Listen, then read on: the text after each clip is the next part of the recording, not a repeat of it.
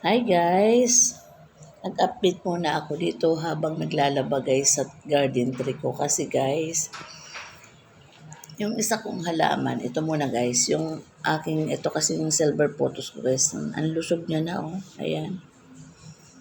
Ang ganda na pati yung dahon niya oh, nangingintab na. Ito kasi guys pala yung aking bakulares. Namumunga yan guys oh.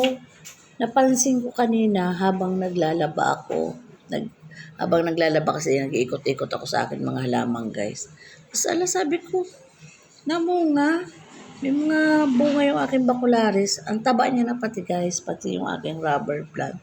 Inangat ko siya guys dyan sa aking lamesa. Ayan o.